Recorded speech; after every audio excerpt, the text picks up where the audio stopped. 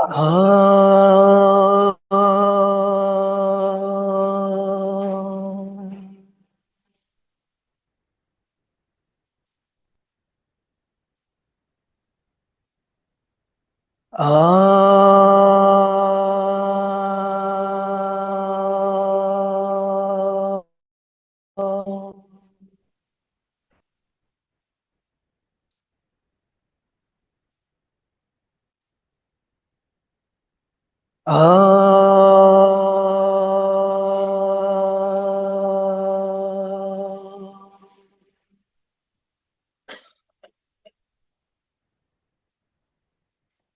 Om Sahana Sahano Bhunaktu Sahaviryam Karavavahe Tejasvinavaditamastu Vidvishavahe.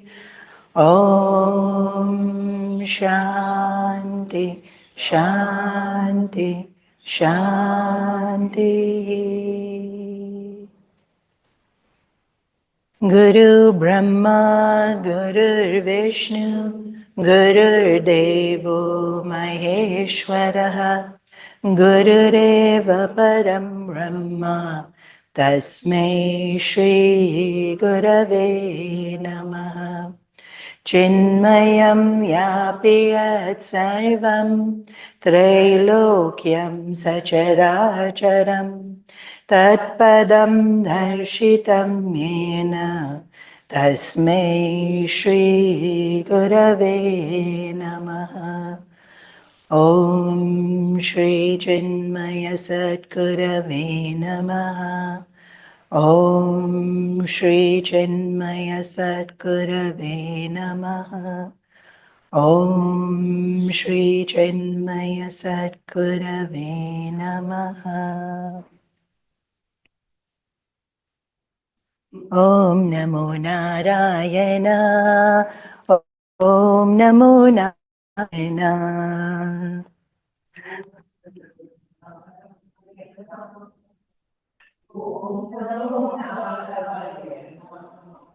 Om Namo Narayana. Om Namo Narayana. Om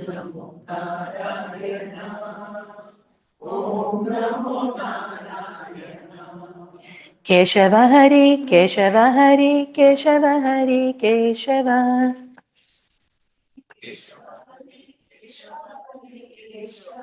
Keshava Hari, Keshava Hari, Keshava Hari, Keshava.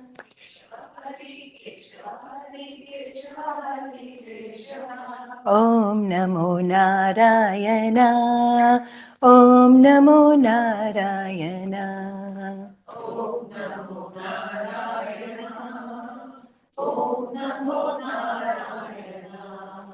Madhava Hari, Madhava Hari, Madhava Hari, Madhava.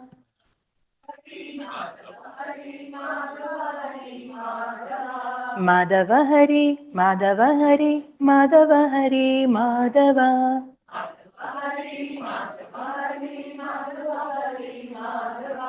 Om Namo Narayana. Om Namo Narayana.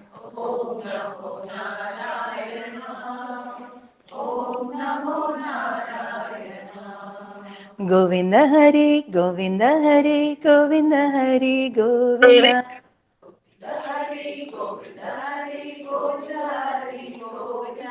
Govinda Hari, Govinda Hari, Govinda Hari, Govinda.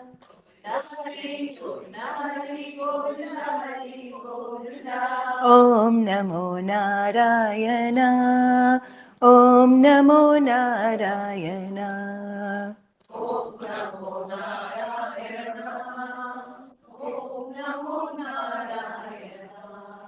Keshava Hari, Hari, Hari, Hari, Keshava. Madhava Hari, Hari, Hari, Hari, Madhava.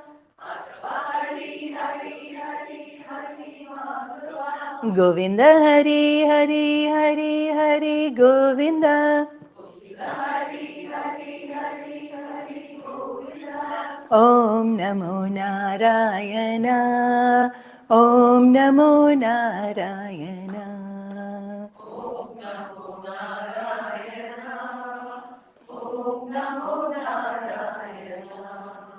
Om Namo Narayana.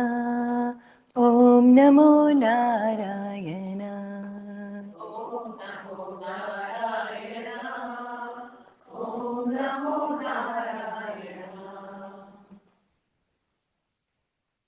Shri Krishna Kanhaiya Lal Ki Jai. When starting the Bhagavatam, we invoke Krishna, and the verse in the Bhagavatam to invoke Krishna is, for those of you who have the Bhagavatam, on page 4 of Guruji's commentary, Satchidananda Rupaya Vishnotpatyadi Hetave Tapatraya Vinashaya Shri Krishnaya Vayam Numaha. We also invoke Shukdev Maharaj as the Guru of the Bhagavatam, and we'll do this every day when we chant. Guru Brahma, Guru Vishnu will be invoking Shukdev Maharaj. The Bhagavatam is something really, really special. When Sri Krishna was here on earth, walking amongst us, then Virud, who was Dhritarashtra and Pandava's brother, but he was an immense devotee of Sri Krishna, and he had spent so much of his life doing tapas and seva, serving dharma. And when the war of the Mahabharata broke out, Vidur went on a yatra. He couldn't bear to be there and see all that violence. And he meditated on Krishna and lost himself in Krishna and knew that Krishna's time was coming to an end on this earth. So he approached Krishna and said, I know you're leaving soon, but you can't do this to us. Like, after being with us and after us feeling your love and your grace, you can't just leave. And anyone who loves anyone will feel this. Yeah? And then all the more when you know that this is the source of all creation. This is the one from whom we all come and to whom we all go. And even if I have realized that truth, like Vidur would have been feeling, then what about everyone else? You need to be here to bless them. And Krishna replies that you are right. The avatar, when I've come, I have left and have gone back to Vaikuntha. But this time, I won't go back. This time, I will leave this physical form and I will stay here as the Bhagavat. The words of the Bhagavat will be my manifestation here on Bhulo. And so the Bhagavat holds a very special place. Again, we will be doing some of the stories, and you will see that this Bhagavat has been given such a high place because when it was being taught, Krishna actually manifested in the Guru's heart and the student's heart and all the listeners' heart, and people could feel his presence within themselves. And at that time, he gave a boon, saying, what would you like? And those people lost. The boon they asked for was whoever Bhagavatam, let them feel this. Let them feel you. And Krishna grants that boon. But even think of those devotees, how elevated their minds were after listening to the Bhagavatam. They ask for is that whoever listens, may they be able to feel your love and your grace. And that in itself is one of the beauties of the Bhagavatam, that it can lift our mind to that level. And the last praise that I'm going to say now, even though the praise of the Bhagavatam is endless, but unfortunately, we have only 14 sessions. Otherwise, I could spend all 14 sessions praising the Bhagavatam and not actually doing the Bhagavatam. Shukdev Maharaj, whose story we will be seeing today, is one of the greatest saints of all times. And the devatas of the heaven approached him. The devatas in the heaven have Amrit. Amrit is this wonderful nectar, and it is said that when the devatas and the asuras keep fighting each other, then they die in the battle. And then Shukracharya, the guru of the asuras, had taken this nectar and sprinkled it all over the asuras, and they'd come back to life. And so what is this Amrita?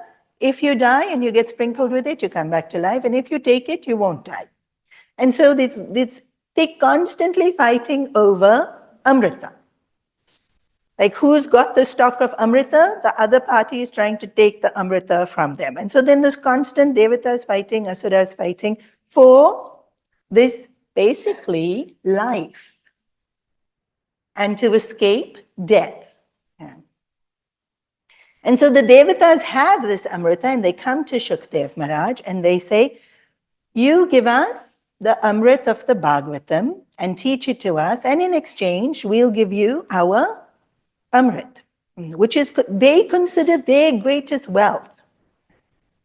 And Shukdev Maharaj looks at them. He doesn't say this because he's Shukdev Maharaj, but the look on his face is, what a fool you are. And he says, the value of the Bhagavad is far higher than your Amrit. Why would I take that from you when I already have the Amrit of the Bhagavad? And so he doesn't teach it to the devatas. And that's another thing. This Bhagavad, we really do need his blessings to hear. Because sometimes even when people want to, they don't get to hear it.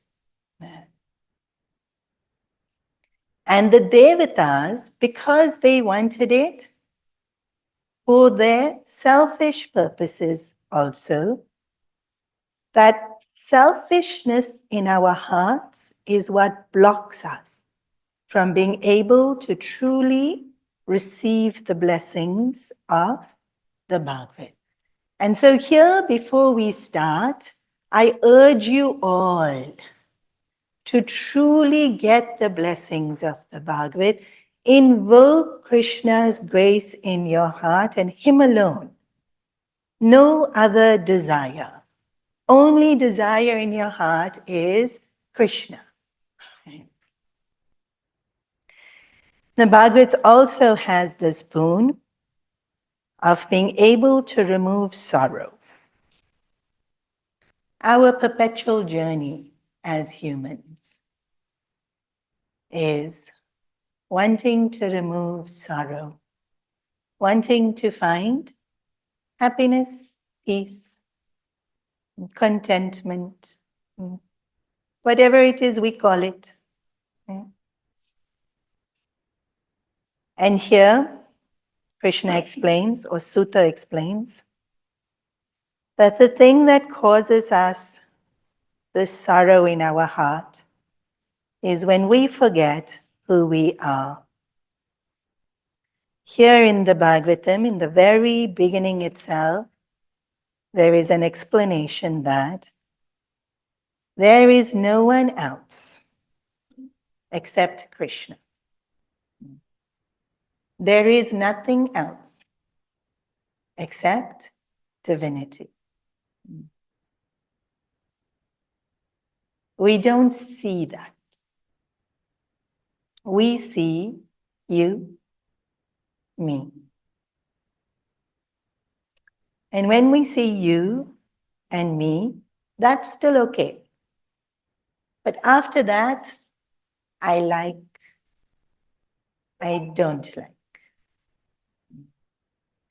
Once I like and I don't like come into our hearts, now I don't even see you. Now I only see my like or my don't like. So already I forgot Krishna and saw you. Now I forgot you and seeing like, don't like. Yeah. But there's only Krishna.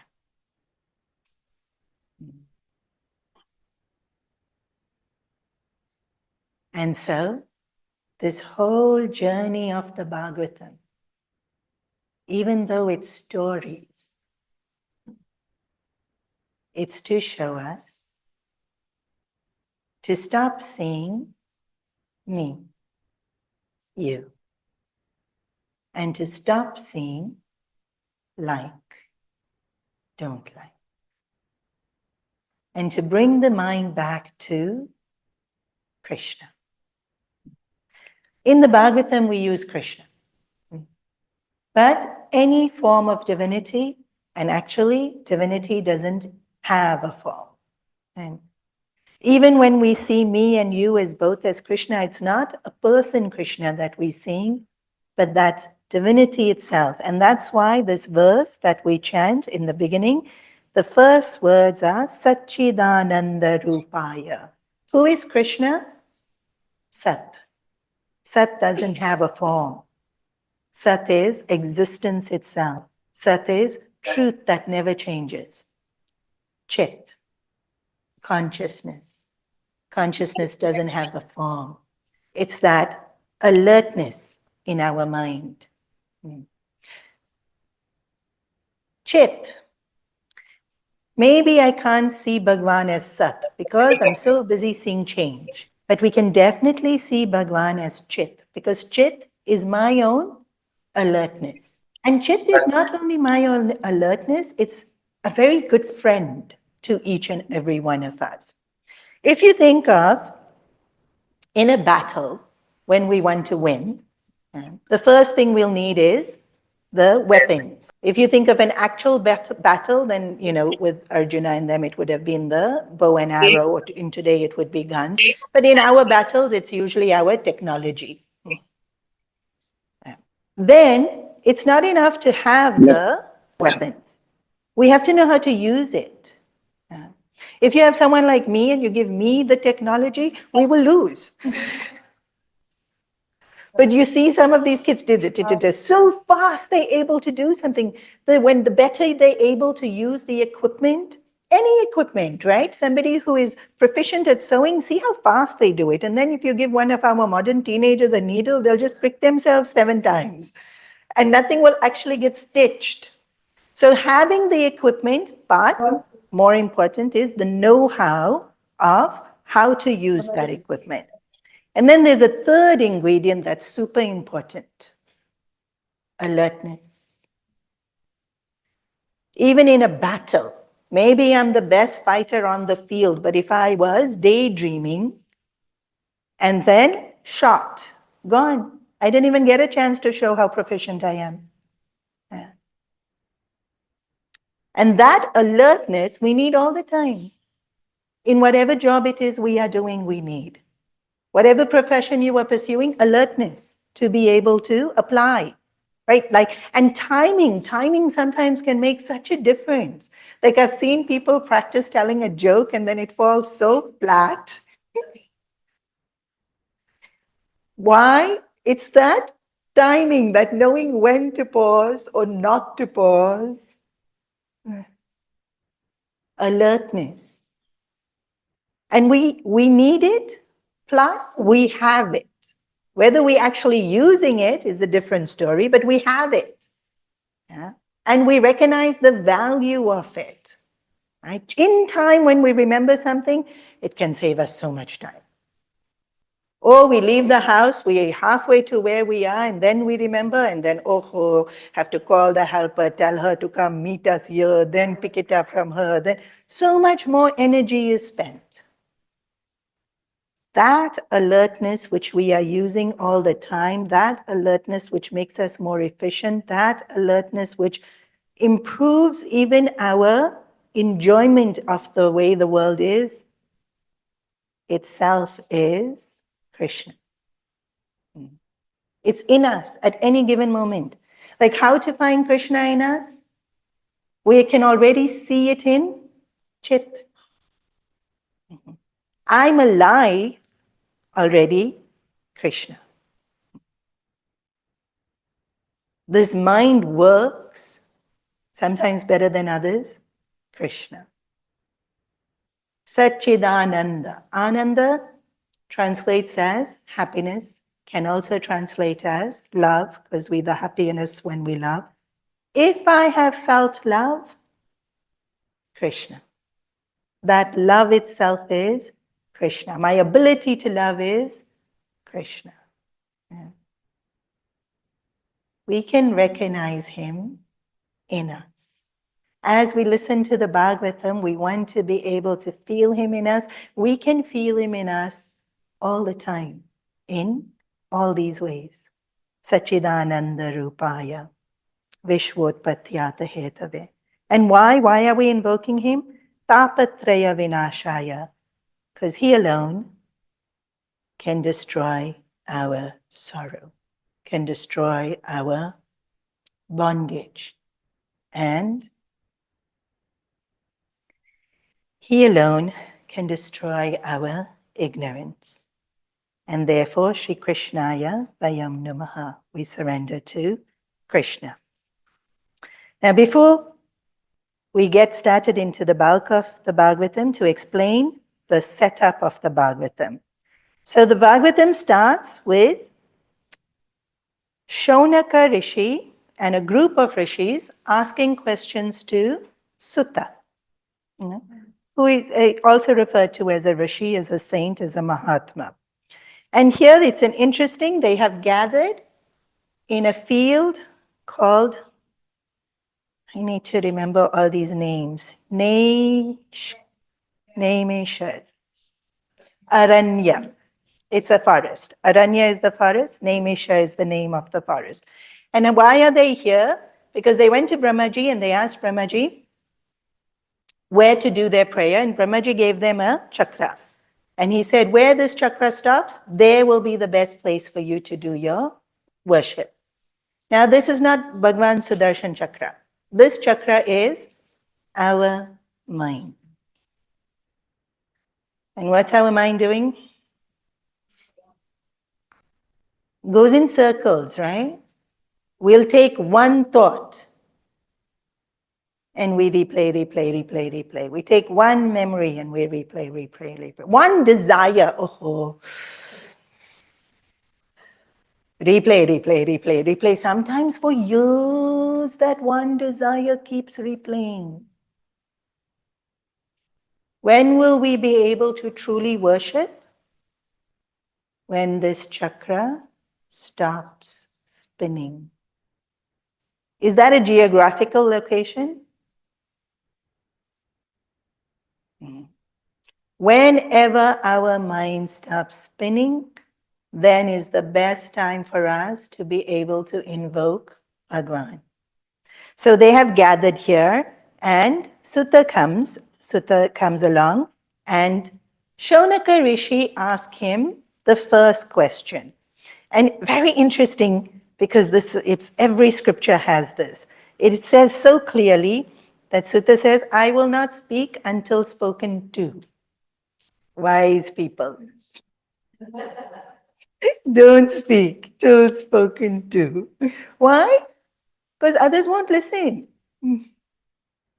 And so all these great Mahatmas don't speak until asked a question. Even in the Gita, Krishna doesn't speak until finally Arjuna asked a question. And what was his question? And so the basis of this entire Bhagavatam is this question. What is the cure to the disease of becoming? Bhavaroga is the word in Sanskrit. Bhava means I want to become. Huh? Some of y'all are looking so confused. What is this disease of becoming? It is a bigger pandemic than COVID ever was. If you see our young kids, they want to become adults. Somebody with straight hair wants to become somebody with curly hair. These are silly, small things. What's it? On a daily basis, we want to become, if we're single, married. If we're married, parents. If we're parents, 3 of them.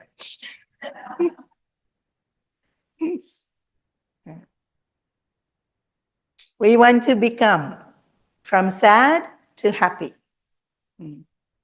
From whatever level of intelligence we are, we want to become the next level of proficient, intelligent, skillful, talented. Even if I'm very good at something, I still want to become more famous, better known.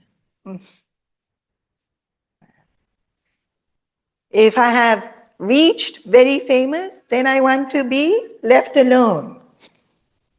The minute I become one thing, I want the next thing. Or the exact opposite thing. Yeah. Becoming.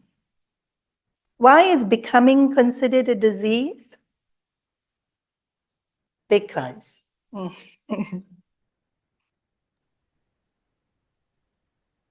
this entire creation is Krishna, and Krishna's nature is Sat.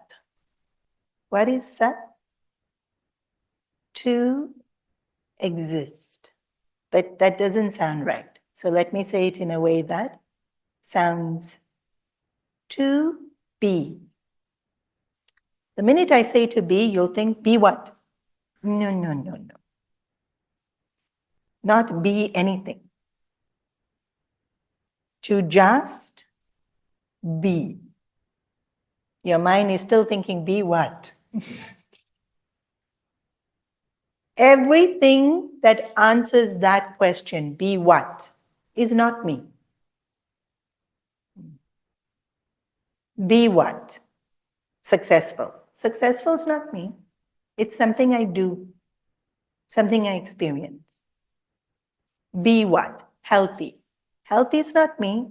It's something that the body goes through. Be what? Whatever description we give is an experience we go through and is not me. And so, to just be is who we are.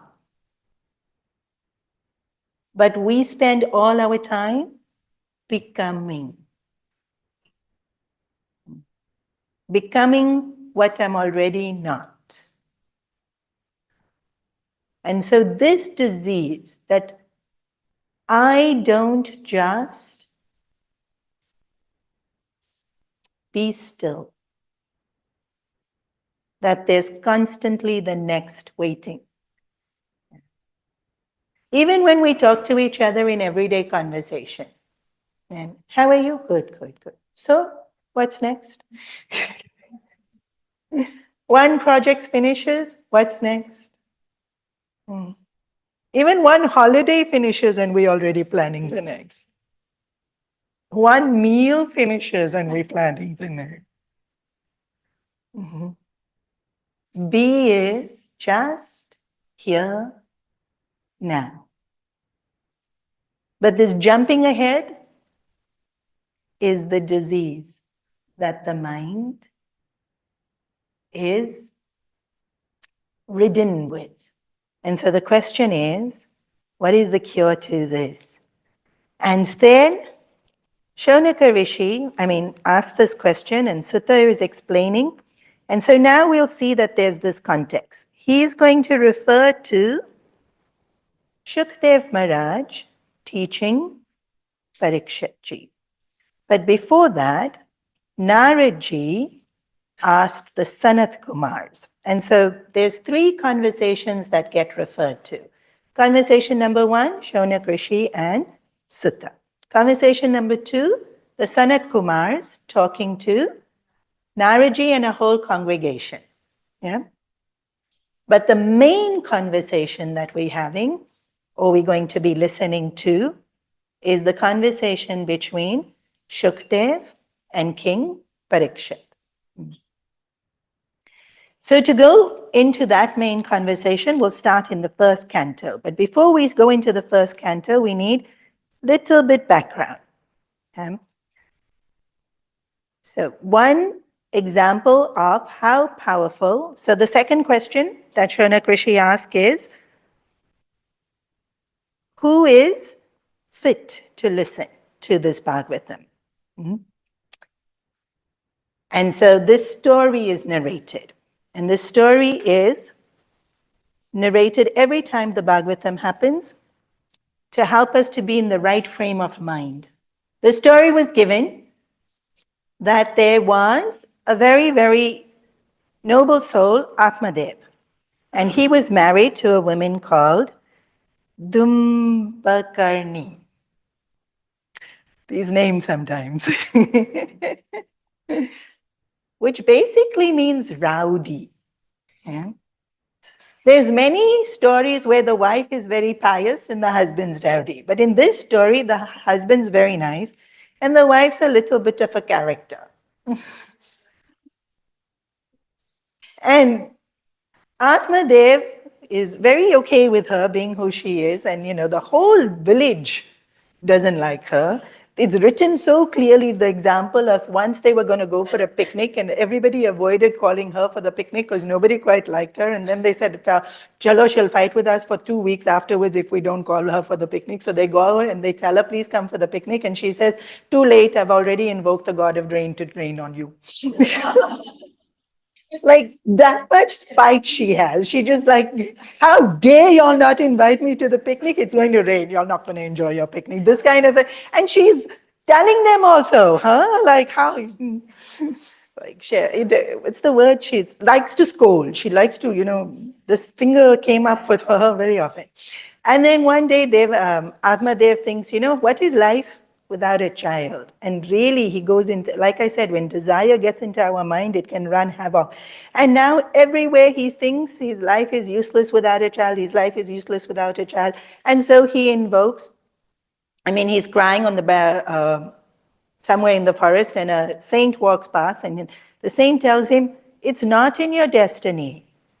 They can read hands, they can see the future. He says, in fact, for 7 lives, it's not in your destiny. So just give up this desire, you'll be much happier. In fact, even if you have a son, you're not going to be happy. Leave this desire. No, I want, which is what we all do. So the saint says, okay, fine. And he gives him a mango. And says that when your wife eats this mango, you will have a beautiful son filled with virtues who will keep you happy. So he goes home and he gives his wife, and the wife thinks, oh no, I don't have any time for a child, and if I have a child, I'll lose my figure. And then I have to sit and look after this child, and this is no. And so determined not to have the child, she hides the fruit. And when he comes home, she says, yes, I've eaten it. Then her sister comes to visit, and her sister is pregnant, and her sister says, I also don't want the child, but I'm already pregnant. So you don't lose your body shape. You take my child, and you just pretend you're pregnant. Just put, towel underneath and just pretend you're pregnant. And when my child is born, I don't want it, so I'll give it to you. And then you say, that this is your child, and then your husband will be happy because you have the child, but you don't have to lose your figure, and I also don't want the child, so I'll be happy because you will have it. Now, this whole full planning and scheming happened. And then what did she do with the fruit? Because something has to happen to the fruit. she feeds it to the cow in the shed. Now, just around the same time that the sister has the kid and passes the kid to her, the cow also has a kid, and the kid is born human, but only with cow ears. So his name is Gokarna. And like that Santa Mahatma said, very noble, with a beautiful, beautiful heart. So now the cow gave birth to a human. She had to look after that child also, plus her sister gave her a child, so now she had to look after that child also. And this sister's child, they named him Dundakarna, right? And oh my gosh, he sounds horrible. He was very violent. He used to beat them also. And the minute he was old enough, he started bringing prostitutes home. And he would spend all the money on them. Finally, he beat the father and chased him out of the house, took over the house, beat the mother, and she ran away. And he was living in such indulgence that at one point he had 5 women in the house, and they all kept instigating him to steal and to get things for them. And then one day they discussed that he'll replace us. The minute he's bored of us, he's going to replace us. So better we kill him. So they do. This Atmadev, having been tormented by his son for so many years, thinks about that rishi who told him better don't have one, and said, I should have listened. And getting that Vairagya. Let's see, I wanted, but what I wanted tormented me. So now I'm going to listen to what the rishi told me initially, which was, fix your mind on Krishna. If you want son, make Krishna your son. If you want spouse, make Krishna your spouse. If you want wealth, make Krishna your wealth. Whatever it is you want, make Krishna that thing that you want, and Krishna you will get. Yeah. And Krishna is Sat, Chit, Ananda. And so we will get all it is that our heart could possibly desire. But turn away from Krishna and get stuck on any other desire. That desire will pull you and drag you and take you through so much. Takes us through so much until finally we come back to Krishna only. But now that he's died, his brother Gokarna does all the pujas so that his Atma gets Shanti. But one night when Gokarna was trying to sleep, this booth comes and it keeps changing faces and it's trying to get his attention. And Gokarna, being of sattvic nature, was able to chant mantras on water, sprinkle it on the ghost, and the ghost identifies that he is Dhumbikarna. And he says, after all the papa I have done, my soul is so restless, it cannot find peace. Please, brother, help me. Now this sweet Gokarna thinks how to help him and ask all the great saints and sages, and finally is told, by listening to Bhagavatam alone, can we be purified of all the papa which leads to sorrow. And so Gokarna invites the whole village and they're listening to Bhagavatam, and the only space he can find to sit is in a bamboo stick. And the bamboo stick has 7 notches. And as he's listening, every now and then it would crack. And one knot would get released. By the time the Bhagavatam is over, a celestial chariot comes from the heaven to take Dhumbikarna, who has now been purified of all his sins from listening to the Bhagavatam, to the heavens. And he asked, but wait, all these people were listening. How come you've come only for me? And the celestial charioteer says, they were listening But their mind kept wandering back to their house, their mobile phones, their to-do list. But you were listening and you kept reflecting and you kept surrendering.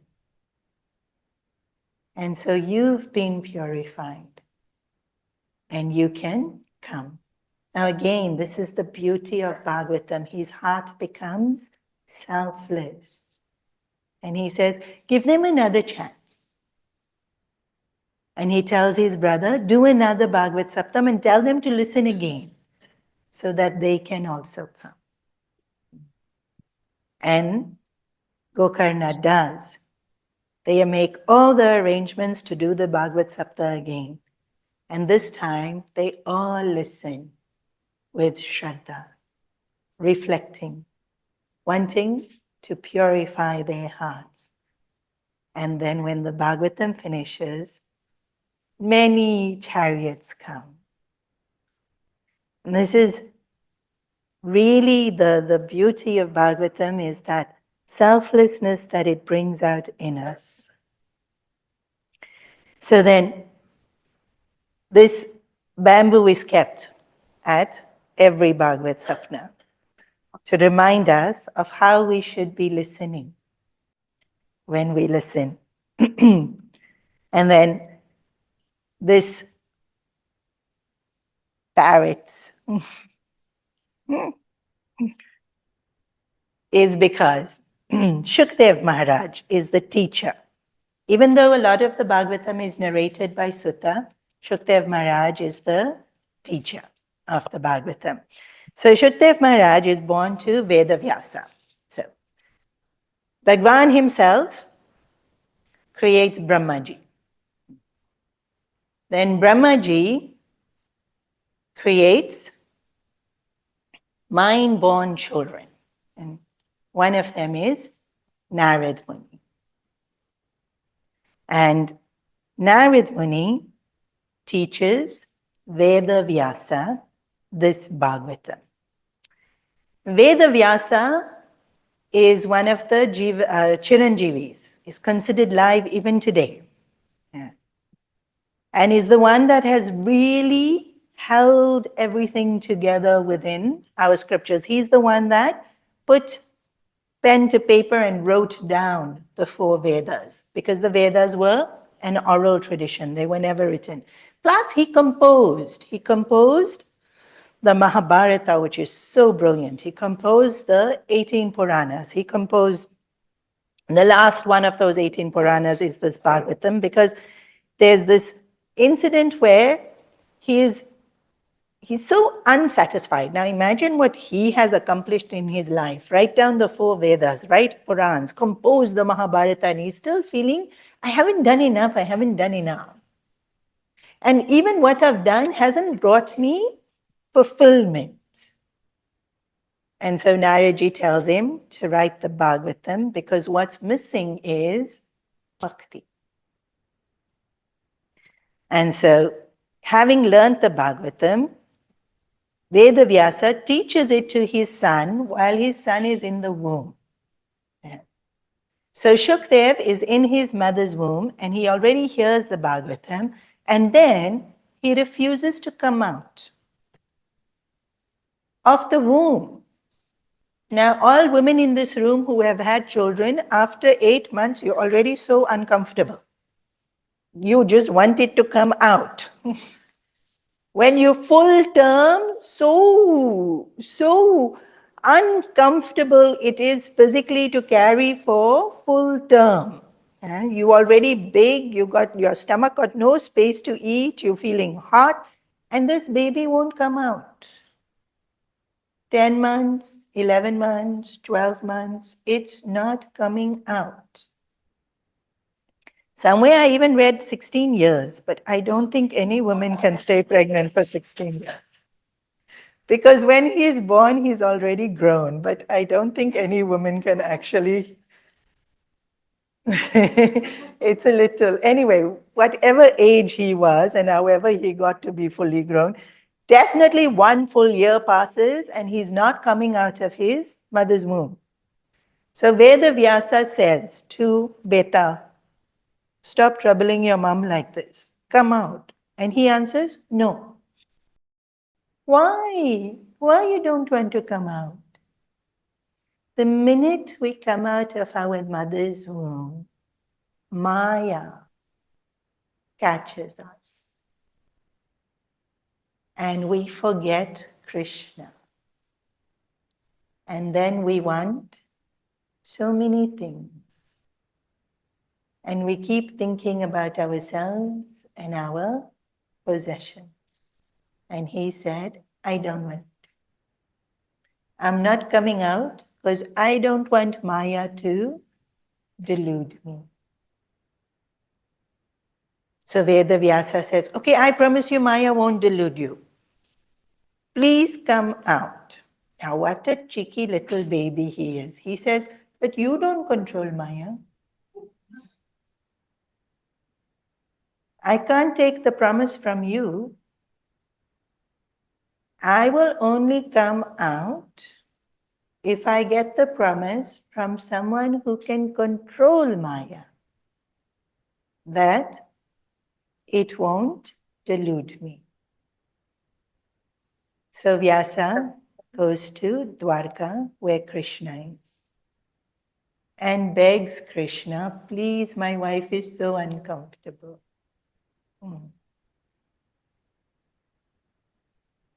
And Krishna says to the baby in the womb, okay, you have my promise. Maya won't catch you.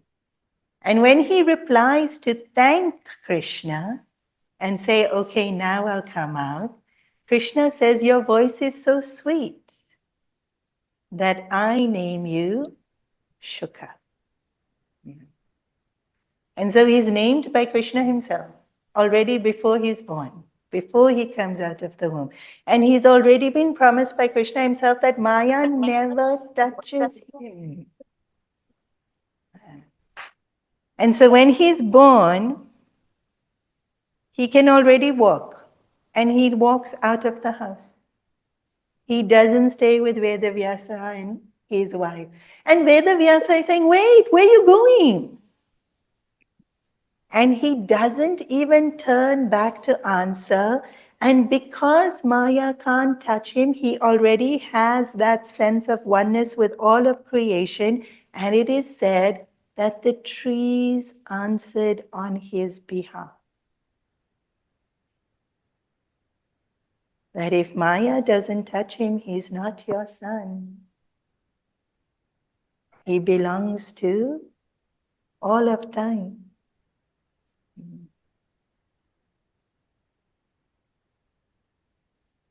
This idea of us belonging to each other, in a way, is very comforting, but is part of that illusion. None of us belong to each other. All of us only ever belong to Krishna. We can love each other. We can help each other. We can support each other, encourage each other, be strong for each other, walk alongside of each other.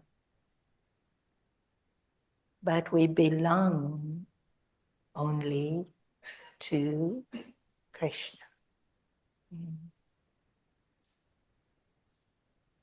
And so Shukdev Maharaj left. And the other quality about Shukdev Maharaj is he never wears clothes. You know, now this Kumbh is happening. And one of the most any photographer from the West that goes to the Kumbh, who will they photograph? All the Naga Babas.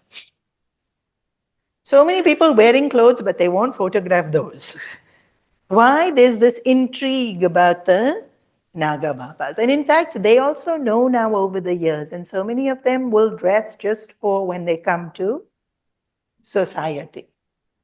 And when they live up in the Himalayas or the ashrams, they live the true style. But the idea is, Shukdev Maharaj didn't realize he had a body. You will only clothe yourself if you feel, this is me. And you see this because there's an incident in Bhagavatam only where the gopis are bathing. And Shukdev Maharaj passes by and they're talking to him, they bow down to him, and they don't feel anything. Yeah. And then Vedavyasa comes and they all cover themselves. And he thinks, why you didn't with him?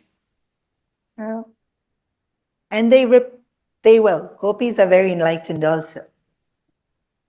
When he doesn't think he has a body, he doesn't see bodies. And truly when a Santa Mahatma who's another Bhagava, when they don't, you won't even look. It won't even matter. We only notice body when we strongly attach to body. Then we look, then we notice, then we feel awkward, or get shy, or get self-conscious. But if this is not even me, if just like I have clothes, body is like clothes, it doesn't even feature in his thinking. And Shukdev Maharaj went into the forest and he lived even more austere than most sannyasis, because most sannyasis would beg for meals in a day. He wouldn't even eat that. He said he will only drink whatever milk that a cow gave and leave. He never stepped into any house. He never interacted with people. He'd stay into the forest. Most people has never seen him. But when King Parikshit sits down to meditate, he comes to teach this Bhagavatam to him. And so we always invoke Shukdev Maharaj as the guru of the Bhagavatam. And for his incredible purity of mind and his absolute Vairagya. Then Vairagya is going to come often in this Bhagavatam. And so I just want to explain the word. Raga means to get stuck. Like sticky tape, or post-its, or Velcro. Like we use Velcro purposely too. And it's very useful. But with all these things, it's easy to also remove. It can come together, it can separate. When the need is to come together, we come together. When the need is to separate, we can separate. Yeah? So the best example I have heard is Puja Guruji, where he says to live the way we, with our fingers, we can join our hands. Right? So it's one. And it's so intertwined. But when we need to, they slip apart so easily, and they can separate. And when we want again, they can be so closely intertwined. It can appear as one entity. The coming together can be so full and complete. And the separating is effortless. Vairagya is our ability in our thinking to be able to allow it to slip away, which is very difficult when we have stuck it. If you think of those stickers that get stuck on a bottle and when you try to peel it, it doesn't come out. Yeah.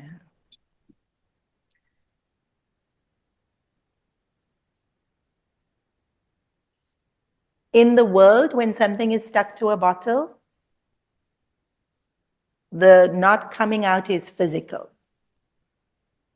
In our mind, when we stick something, the sticking is not physical. It is our perception or our belief. I believe this to be true. Something like, how can I be happy if I'm sick? And so I've stuck happiness to health. And can it be separated? Yes. Will it get separated?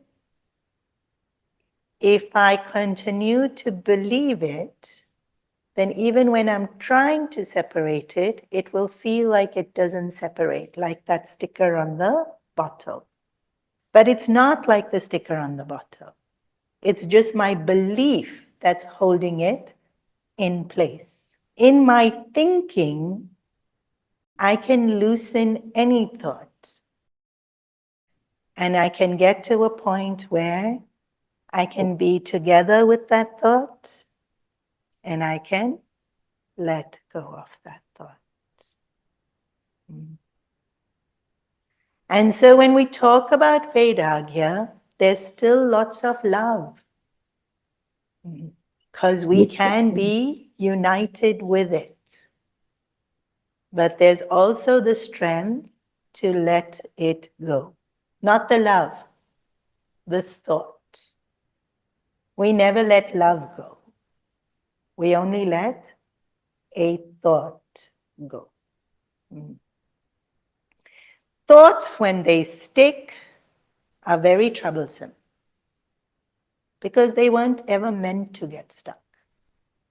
Thoughts by nature are like, when we burn agarbatti, that little smoke that comes, thoughts are like that. They weren't ever meant to get stuck. And any thought that is really beautiful, we can rethink. Like when we do japa and we remember Krishna, rethink.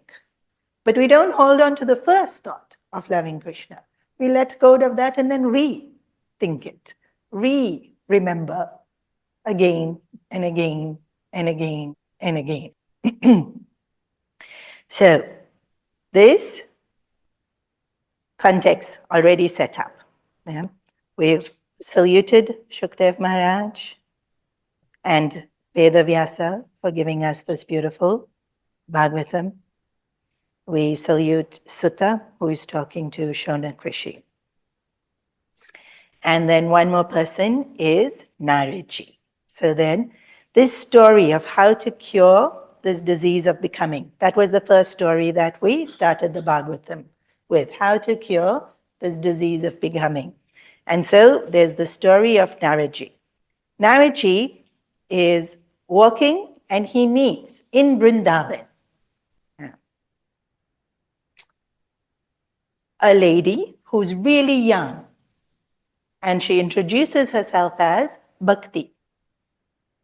And she has two sons, Gyaan and Vairagya. And they are really old. And they have fainted in Vrindavan. And she is trying to help them to get back their energy. And they lost her and she's crying and she's saying, how horrible is it that I am young and my children are old? Naraji, please help. Please do something.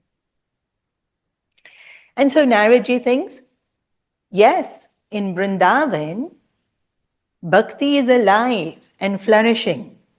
And people are still greeting each other with saying Radhe, Radhe. And Krishna is decorated so beautifully and they put so much jewelry on him and they change his outfit and they cook so much food for him. So Bhakti is very much alive. But Gyana and Vairagya are... When anybody starts talking on Gyana, no. You please keep all this to yourself. I love Krishna, that's enough. In fact, what prasad is there today? And Naraji says, but without Gyana and Vairagya, Bhakti is incomplete. This is such an important point for us to remember. That the fruits, because sun means this is the result, right? The cause and the effect. The cause of bhakti should be Gyana and Vairagya. Our personality should become wiser and our personality should become sweeter. Vairagya actually means sweeter. I was in India earlier this year, and we were having a camp, and then the marketing department of the ashram decided, Swaminiji, you should sign your books. Then we will sell more books. Okay, fine, we will sign my books. So they gave an announcement that only for 1 hour I will sign books, because really they were 5 sessions a day. There wasn't that much time for me to sit and sign books. But fine, for 1 hour I will sit and buy books. And marketing works, because the minute they announced that, there was such a long line of people ready for me to sign books. I shouldn't be giving this example, especially on the first day of the talk. This is a very bad example I'm giving. And so the line went on for much longer than an hour. So I was signing. And then it came close toward the end, and they would have been about 3 people away from when they got to me. And one of them, and they were elderly, so actually I kind of completely understand. One friend was telling another friend, we've waited so long. Like my legs are really hurting. We shouldn't have bothered. And still there's 3 people in front of us. And she was talking in Hindi, but I can understand. And so I smiled, but I kept signing because there were so many. I was also trying to go fast so that the line goes faster. And her friend replies, it's sweeter when we wait. Immediately I looked up. And she didn't say it as a, let's look on the bright side. She said it with such, it just came out of her mouth like it was the obvious thing, and she was content, happily waiting, and she wasn't pacifying her friend. She just said it like it was. And I looked up, and sure enough, her face is one of those shiny, smiley faces. Bhakti, if we truly have bhakti, our entire personality is sweetened. Like they're standing in a line. It's so normal to be annoyed to have to wait. But she wasn't. For her, waiting makes it sweeter. And the more I think about it, it's so true. And today, when we don't have to wait for everything, we just press a button and we have it. Nothing's fun. The movie is not fun. All the movies are boring.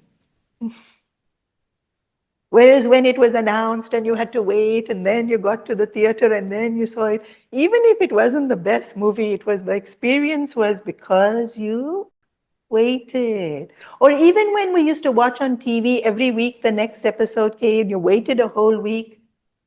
Now you can just go from episode to episode to episode, and then you have headache because you watch too many episodes. Whose fault is that? My fault. Why? Because I didn't wait. Look at her words, huh? In waiting, there is sweetness. Yeah. But when we truly have bhakti, this becomes, I don't have to force this kind of thinking. Bhakti already sweetens my character. And what is this? Gyana. And what is this? Vairagya. Waiting is Vairagya. Waiting is sweet is Jnanam. Like Jnanam is in these small things in our life. And Vairagya is in everything in our lives, bringing so much more peace in all the different aspects of our lives. Bringing so much more sweetness. Her friend didn't buy this comment at all. She was still very annoyed. So when they got to me, I gave her a big smile, got up, gave a hug. Thank you for waiting. Even I'm tired signing for 1.5 hours. You tired standing, I'm tired sitting. So, Vrindavan, Bhakti is alive and so she was young. Vairagya and Jnanam are old. Narad Muni said, oh, this is easy. I can help you bring Gyana and Vairagya, right? So he chanted some Veda mantras. Nothing happened. He chanted Bhagavad Gita mantras. They little bit, but they stayed sleeping only. And he thought, what is this? Why are they not coming back? How to make them young again? Because this is her desire as a mother. You have to help my children. So Narad Muni starts wandering around looking for a solution until he goes back to his gurus. He learned from the Sanat Kumars and he meets them, perchance, again. And they look at him and say, why are you looking sad? Because Narad Muni never. Narad Muni usually has mischievous twinkle in his eye. He's usually not looking so dejected like this. And so he tells them about Bhakti, Jnana and Vairagya, and he's trying to help, but he doesn't know what to do. And so the Sanat Kumars say the solution is to teach the Bhagavatam. And so now make all the arrangements and we will have a Bhagavat Saptah. And so they go to the spot in Vrindavan and there's so many different arrangements that have to be made to do a Bhagavat Saptah. And these 7 days we are doing closest to a Bhagavat Saptah. Usually Bhagavat Saptah is 3 hours twice a day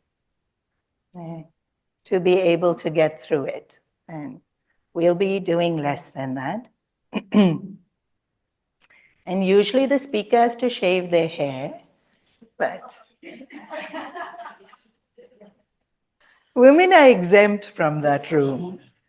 Actually, in the scriptures, women are exempt from the rule. Because I can be cheeky and say, because women are more spiritual innately. That's just me being cheeky, though. Over the next 7 days, we will be reflecting on the beauty of the Bhagavatam as in a proper saptah. I will definitely be reading the entire thing over the next 7 days. Whatever we get to reflect on in these hours that we meet will be whatever he wants us to be able to reflect on. So they sing the saptah. The Sanat Kumars themselves sing the beautiful saptah. And as they start, all the devatas in the heaven, because Shukdev Maharaj refused to teach them, they came to listen to the saptah. And Krishna himself was so happy that this is happening that Krishna himself comes to listen. And not only does Krishna come from Vaikuntha to listen, he brings Dhruv, Prahlad, Mirabai, all these great, great devotees. And they all sitting there listening to the saptah. And in his presence, when they are listening to the saptah, everyone feels Krishna's love. And that's when he gives this boon that in every saptah where the Bhagavatam was taught, whoever is listening with Shraddha and a desire to feel him, they will feel him. Even as the sapta is going along, Gyana and Vairagya wake up, and as they're listening, they get younger and younger and younger. And so, Bhakti is not an escape. Sometimes we hide in Bhakti because we don't want to deal with our sorrow. Bhakti is not an escape. Gyana and Vairagya help us to truly overcome the sorrow we are feeling. But Bhakti is what will pull the mind. So let Bhakti lead you to contemplate on Gyana. And where there is Gyana, Vairagya will happen. We cannot force Vairagya. It doesn't work if you force Vairagya. We just have to hold on to Bhakti and Gyana. And slowly, Vairagya gets born in our hearts and minds. The more Vairagya matures and stabilizes within us, the more that knowledge rings true. And then Bhakti is for Bhagwan, not to hide our sorrows. Bhakti is also not an excuse not to think and not to do. There's that beautiful story of Shabri, and she ate the boar and she gave Bhagwan. And then so many people will use that as excuse. See, Shabri did. It doesn't matter. We don't have to follow all these rules. Shabri also broke the rules. No, Bhagwan accepted her. We don't have to follow all the rules. And so we feel Bhakti is our way to cheat. We don't have to follow the rules. We don't have to do the work. I love Bhagwan enough. If you love, how much you'll do? When you love something, how much you work for it? People who love beauty, 1 hour they spend. This cream, this cloth. How much effort that is. I'm not exaggerating, huh? We have youth camps in the ashram, and then some of them, I'm telling them to go to bed, and they are sitting there saying 5 minutes, but they take half an hour to finish that beauty routine of them. By that time, I am so sleepy. I'm like, you sleep if you want to sleep. I'm going to sleep. This is no exaggeration. So much effort they will do happily because they value it. Oh, sometimes, not to judge them, like this Hello Kitty collection. And they'll search here, there, everywhere, and then make big shelf and collect it all. So much effort. And for someone like me, I'll make this face. But they love it, so they will put in the effort. You can't use Bhakti as an excuse, because if you actually love, we will put in so much effort. And when we love, we want to get it right. So, the story of Gyana and Vairagya and Naraji is to remind us Bhakti sweetens everything. But don't forget what its sweetening is: Gyana and Vairagya. There's this lovely story of Krishna. And then Radha had asked Krishna, how much do you love me? Because, Krishna is going off here to this devotee and that devotee, and then, like everybody, you're not spending enough time with me. You don't love me. And so Krishna is, of course I love you. How much do you love me? And Krishna said, I love you like salt. Now, this did not sound romantic at all. You love me like salt. So she storms off, and Krishna giggles and laughs. And then he prepares a full feast for her at night and everybody else. And so they go, and the food looks amazing and it smells amazing. And when they bite it, because food only tastes good when it brings out the flavor, right? So you also love Bhagwan like salt. We'll pause here for today.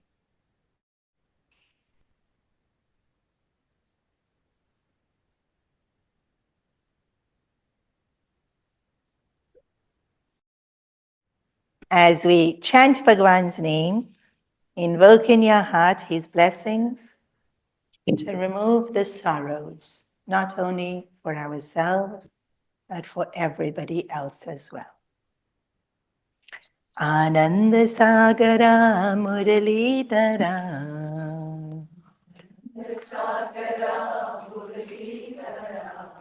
Ananda Sagara Muralidhara,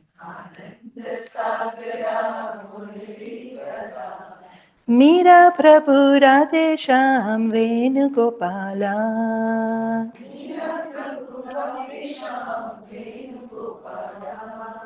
Meera Prabhu Radhe Shyam Venugopala,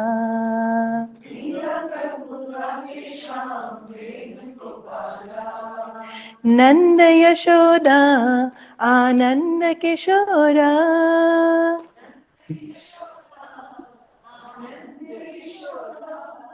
Nanda Yashoda Ananda Kishora,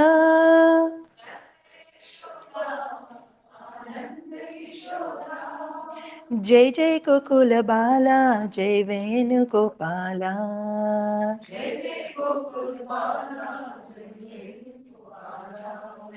Jai Jai Gokula Bala, Jai Venugopala,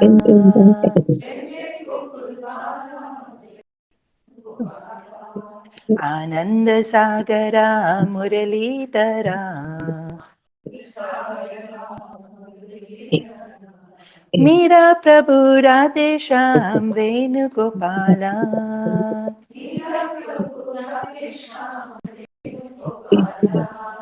Nanda Yashoda Ananda Kishora,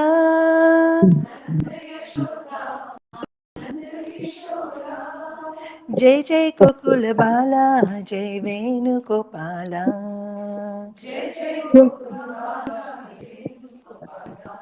Ananda Sagara Muralidhara,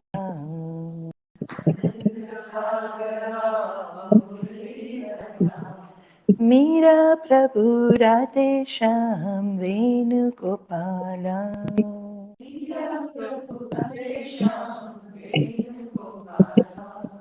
Bole Shri Krishna Kanhaiya Lal Ki, Shri Sakuranath Maharaj Ki, Sarve Bhavantu Sukhinaha, Sarve Santu Niramaya, Sarve Bhadrani Pashyantu, Ma Kaschit Dukha Bhave, Asato Ma Satgamaya, Tamaso Ma Jyotirgamaya, Mrityorma.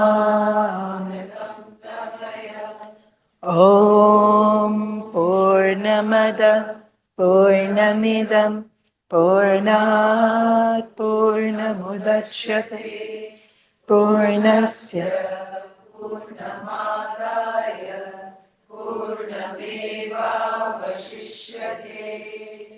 Om Shanti Shanti Shanti Harihi Om